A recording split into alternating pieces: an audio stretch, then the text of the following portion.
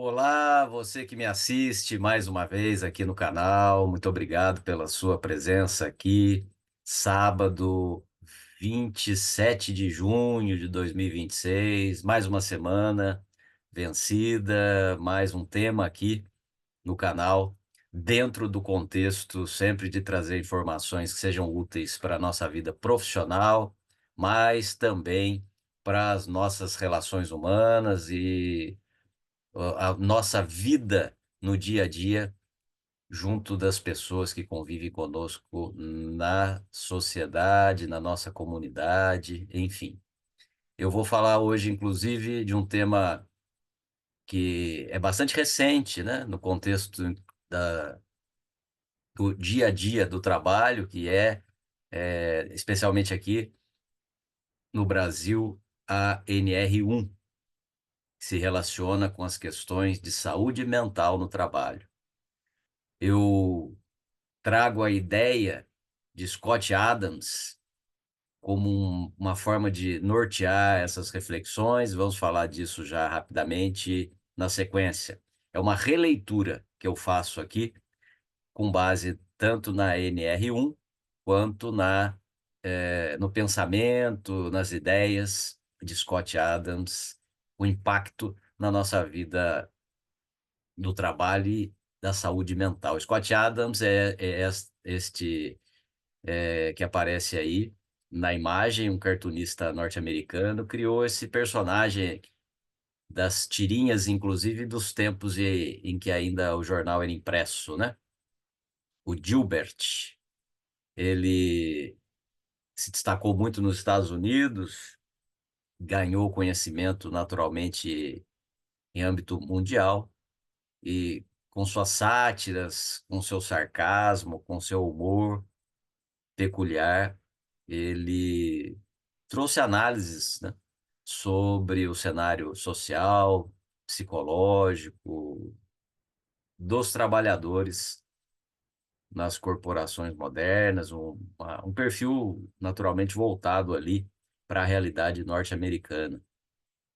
Cunhou várias expressões que acabaram ganhando popularidade, especialmente entre os seus leitores, naturalmente, como confusopólio, se referindo a empresas que se mantêm à tona apenas enganando intencionalmente os seus clientes.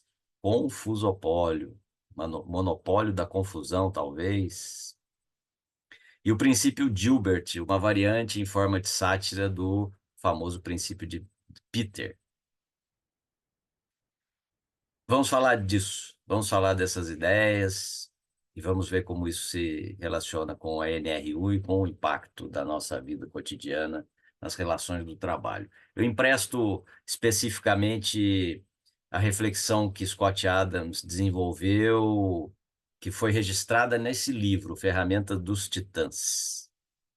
Ele oferece, através do que está registrado nessa obra, uma perspectiva particularmente útil para o cenário atual do trabalho, marcado por transformações digitais aceleradas, hiperconectividade, incerteza econômica, crescente incidência de sofrimento psíquico. Quando relaciono isso com as ideias dele, né, com a atualização da NR1, especialmente no que se refere aos riscos psicossociais, a gente encontra elementos relevantes para uma cultura organizacional mais saudável. Eu sempre trago um pouco esta análise aqui nos temas no canal. Transformações digitais aceleradas, hiperconectividade, incerteza econômica, aqueles desafios que enfrentamos, que muitas vezes parece que as informações que estão ao nosso redor não podem ser suportadas, o volume, o peso, né, suportadas por nós. A sociedade muitas vezes parece desmoronar ao nosso redor, os problemas parecem que não têm solução, a gente se sente muitas vezes deslocado diante de tanta balbúrdia, de tanto tumulto, de tanta confusão que se instala ao nosso redor na sociedade, fake news, informações desencontradas, né? acaba gerando dúvidas na sociedade, na comunidade, nas pessoas. Resulta daí, muitas vezes, em alguns casos, depressão, medo, insegurança, conflitos internos, conflitos que se exteriorizam nas relações. E a gente se pergunta muitas vezes como vai ser esse futuro diante de tudo isso que a gente está enfrentando aqui.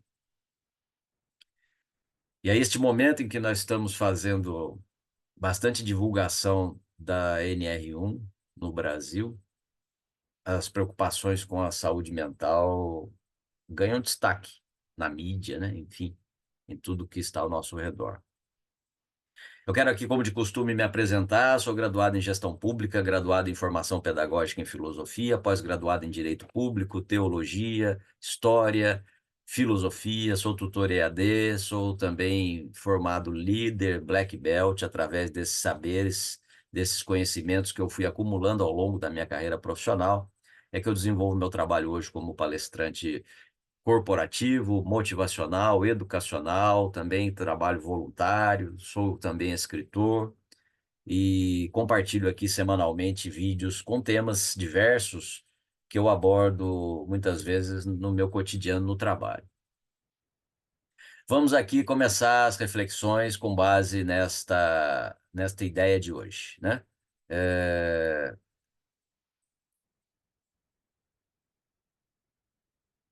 Só tirar aqui da frente a imagem que apareceu que me está atrapalhando um pouquinho, né, para mostrar para vocês as ideias. Perdedores têm metas, vencedores têm sistemas. Esta afirmação é verdadeira? Esta é uma frase de Adams deliberadamente provocativa que escolhi aqui para iniciar essas reflexões. Em termos absolutos, ela não é inteiramente verdadeira, a gente tem que convir com isso. Tem que concordar com isso. Metas continuam sendo importantes para orientar ações, definir prioridades e avaliar resultados. Entretanto, a crítica de Adams dirige-se ao excesso de dependência dos objetivos finais. Segundo ele, metas representam estados futuros específicos. Por exemplo, quero ser um diretor, quero perder 15 quilos, quero dobrar o faturamento. E sistemas correspondem a processos contínuos, ou seja, estudo 1 hora por dia, exercito-me diariamente, mantenho reuniões semanais de feedback. São coisas distintas. A pesquisa contemporânea em psicologia organizacional tende a corroborar parcialmente esta visão. Estudos sobre formação de hábitos, autorregulação, desempenho sustentável demonstram que processos consistentes produzem melhores resultados de longo prazo do que a mera fixação de objetivos grandiosos. Então, aqui temos um gráfico, uma tabelinha, né? Melhor dizendo, metas, foco no resultado, enquanto no sistema se refere a foco no processo. Metas, êxito ou fracasso pontual, enquanto os sistemas trazem isso como aprendizagem contínua. Metas pode gerar frustração. Em relação à visão subsistemas, favorece um progresso incremental. E metas estimulando comparação social através da comparação com sistemas que estimulam o desenvolvimento pessoal. São formas de enfrentar as questões, de ver as coisas. No contexto da NR1, organizações excessivamente orientadas apenas por metas quantitativas podem produzir ansiedade, esgotamento emocional, competitividade destrutiva, sensação permanente de insuficiência. Já sistemas organizacionais saudáveis tendem a favorecer aprendizagem contínua, segurança psicológica, cooperação, previsibilidade e autonomia, entre outras questões. Portanto, uma formulação mais equilibrada dessa ideia seria: metas indicam direção, sistemas sustentam a caminhada até chegar nesses objetivos. Lembre-se do que eu sempre digo: temos vários objetivos, mas temos uma prioridade. Foco, né? É também algo que se conecta com isso que estamos trazendo aqui. Agora, falamos da lógica da ameaça dupla ou da ameaça tripla. O que vem a ser isso? Um dos conceitos mais conhecidos de Adams é a chamada ameaça dupla ou ameaça tripla. Ele argumenta que o sucesso raramente exige ser o melhor do mundo em uma única competência. O diferencial surge da combinação de habilidades razoavelmente desenvolvidas. Exemplos clássicos até. Ser apenas um desenhista mediano é igual a um pouco diferencial. Você vai apresentar um pouco de diferencial profissional. Se você pretende, ou se você é, ou se você está feliz em ser um desenhista mediano. Se você está também em relação a ser um escritor mediano, também equivale a pouco diferencial que você vai estar oferecendo.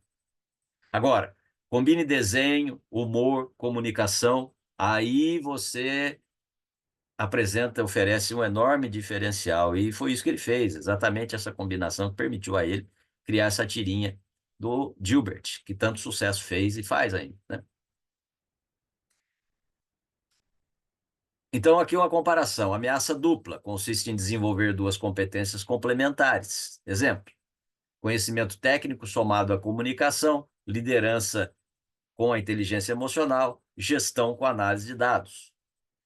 E a ameaça tripla combina três competências simultaneamente: conhecimento técnico e IA generativa com comunicação, por exemplo. Gestão, saúde mental, pensamento sistêmico. Especialidade profissional, ética, competências digitais. Você pode fazer isso, você faz a sua análise no contexto do que você desenvolve de trabalho profissional, do que você pode oferecer, do que você quer agregar aos seus conhecimentos. Veja, no meu caso, me formei em gestão pública, depois também em filosofia, agreguei a esses conhecimentos a visão da teologia, da história, da própria filosofia em um momento de pós-graduação, e mais recentemente estudei para me formar líder Black Belt,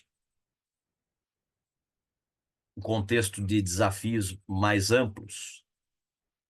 Então, procuro também agregar essas valências, né? Esses saberes, esses conhecimentos. Cada um de nós tem essa tarefa. Até por conta da transformação que o mundo nos oferece, pelas quais estamos passando continuamente.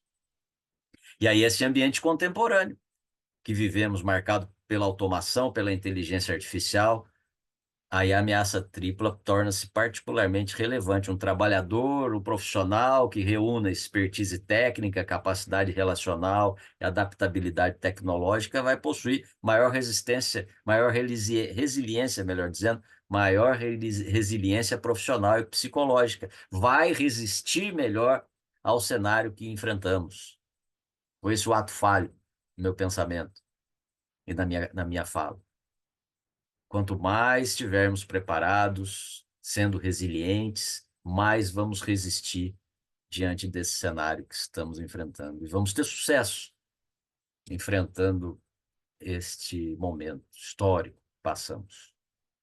E aí faço um parêntese para pedir o seu auxílio na divulgação do canal aqui. Se inscreve se já não se inscreveu, ative o sininho para receber as notificações dos vídeos semanais, compartilhe com os seus contatos o link de um vídeo que você gostou, o link do próprio canal.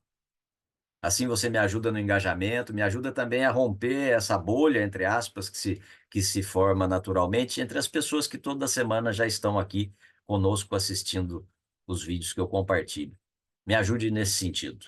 E aí também o algoritmo do YouTube vai começar a notar isso de uma forma diferenciada e vai começar a mostrar os vídeos naquele modo aleatório para as pessoas que ainda não estão inscritas no canal.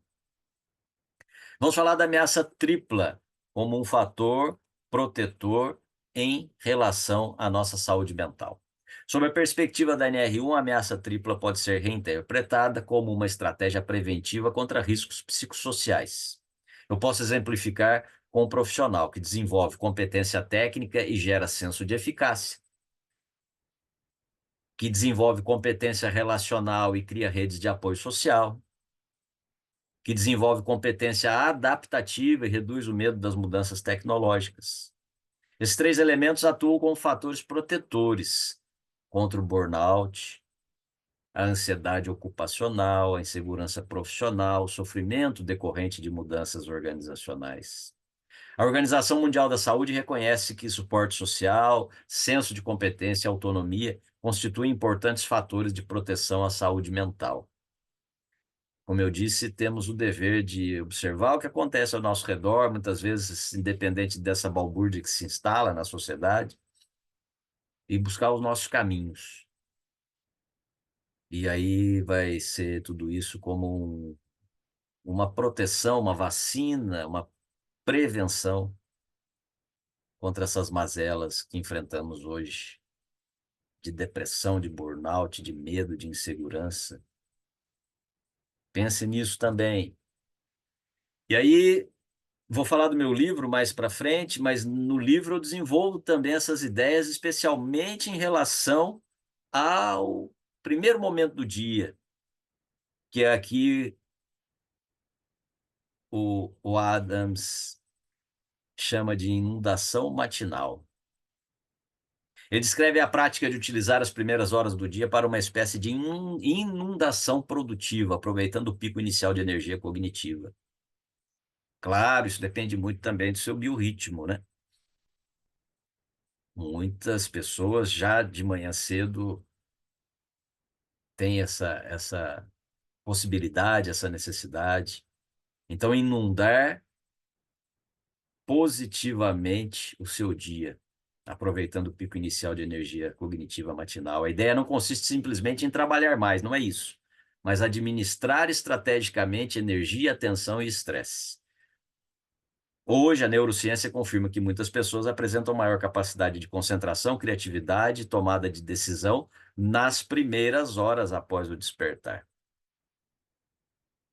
Então, tenha cuidado com os seus atos nesses momentos. Independente de você estar ligado já, demora um pouquinho mais para acordar ou não, ou já desperta, como se diz popularmente, já no 220. Principal ensinamento disso, proteger períodos de alta energia contra interrupções desnecessárias. Aqui eu coloco naturalmente a imagem de um amanhecer, porque estamos falando da ideia que Adams propõe de inundação matinal. Mas como eu trago aqui esse parêntese, né? O ensinamento talvez não fale do momento da manhã, do despertar, mas fale daquele momento que para você é o momento que você tem mais energia.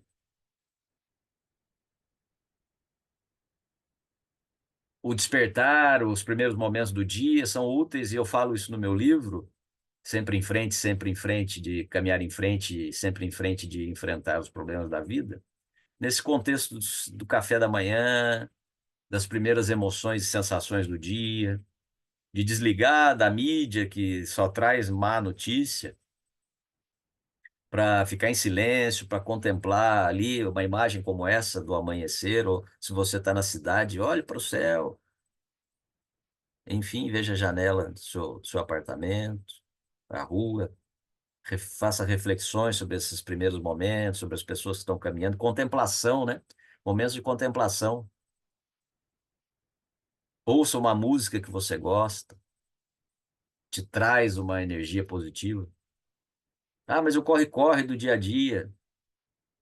1 minuto, 2 minutos, 3 minutos, 5 minutos de silêncio, de contemplação, de ouvir uma música, de fazer uma meditação, de fazer uma oração, dependente da sua crença, da sua forma de ver o mundo e a vida. Na era digital, muitas pessoas iniciam o dia consumindo e-mails, mensagens instantâneas, redes sociais, notícias negativas. Estou dizendo. Isso produz uma espécie de inundação cognitiva passiva ou até negativa, frequentemente associado ao aumento do estresse. Se a janela do seu quarto, aquela música da janela lateral do quarto de dormir, né? Quando o sol bater na janela do teu quarto, se a janela do teu quarto não oferece essa vista, veja qual é que ela oferece e observe o que de bom tem nela para você pensar. Se mesmo assim nada você tirar de positivo, lembre-se, você está numa casa que te dá uma vista Você está dentro de casa. Mesmo que eventualmente a janela do seu apartamento vá. Como uma vez eu morei num apartamento que a vista era o poço de luz, né, do apartamento. Mesmo que seja essa vista. Você está dentro de um apartamento. Você tem um lar. Pense nisso. Pense em superar esta inundação cognitiva passiva barra negativa para fazer aquilo que eu disse pouquinho antes. Silêncio, contemplação, meditação, oração, música. 1 minuto, 2 minutos, 3 minutos. Pensar nos seus objetivos, que não seja do dia, mas que seja da própria vida, do próprio curto prazo, médio prazo. Adaptação contemporânea dessa ideia, ritual matinal saudável, despertar sem consultar imediatamente o celular. Às vezes, instintivamente, a gente acorda e já pega o celular para ver o que está acontecendo no mundo. Protele cada vez mais essa reação. Como eu disse, pratique brevemente o silêncio, meditação, oração. Faça, eventualmente, um pequeno exercício físico leve, não precisa ser nada de academia. De pé, estique o corpo, se coloque na ponta dos pés para esticar a panturrilha, as pernas, enfim. Movimente-se de um modo a fazer aquele movimento, né, do despertar, que muitos chamam do espreguiçar, né? Pense, tente definir 3 prioridades do seu dia que você acha importante ser feito nesse dia que você está começando. E procure, eventualmente, sendo possível, executar a tarefa mais relevante antes dessa avalanche de interrupções que vão surgir depois que o dia de trabalho começa.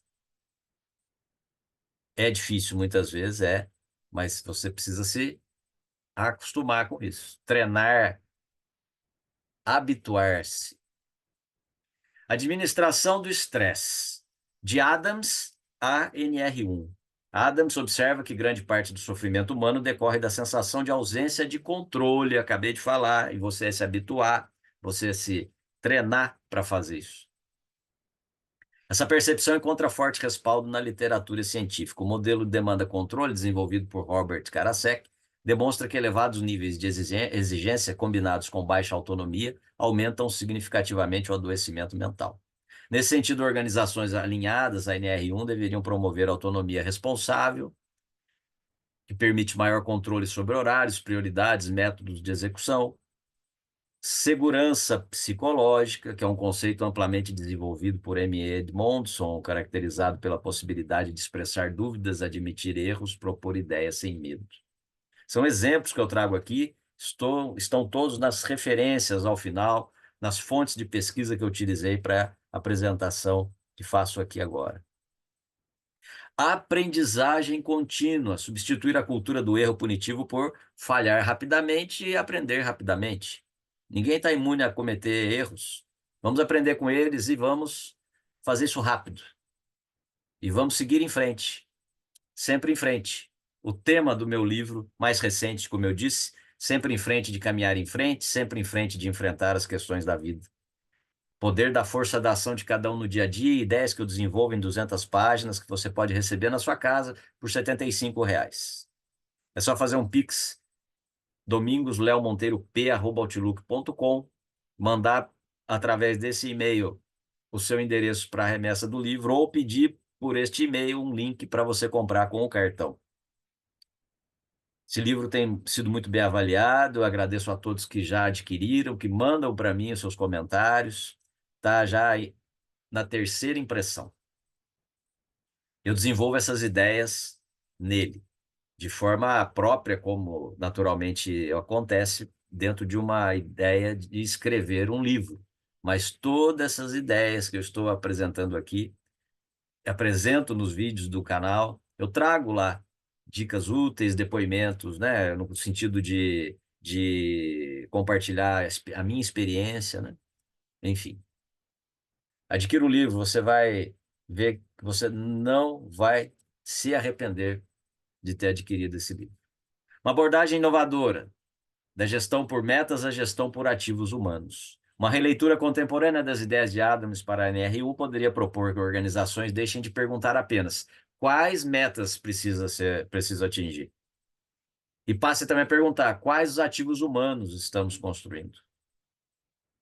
Quais metas eu preciso atingir? Eu preciso fazer essa pergunta. Eu preciso saber quais são os meus objetivos, qual é a minha prioridade. Mas no âmbito das empresas também precisamos começar a perguntar quais os ativos humanos estamos construindo. Quais são esses ativos? Incluem ativos cognitivos, conhecimento, criatividade, aprendizagem, ativos emocionais, confiança, resiliência, autoestima, ativos relacionais, redes de apoio, cooperação, capital social, ativos digitais, alfabetização em inteligência artificial, adaptabilidade tecnológica, entre outros. Empresas que acumulam esses ativos tendem a apresentar maior inovação, maior absenteísmo, maior engajamento, redução dos riscos psicossociais. Pense nisso. Observe ao seu redor, veja se isso está acontecendo. E aí eu trago a conclusão. Conclusão que trago aqui em relação ao tema, mas que na verdade é uma janela ou uma porta, falamos da janela, né? Então, uma janela de oportunidades.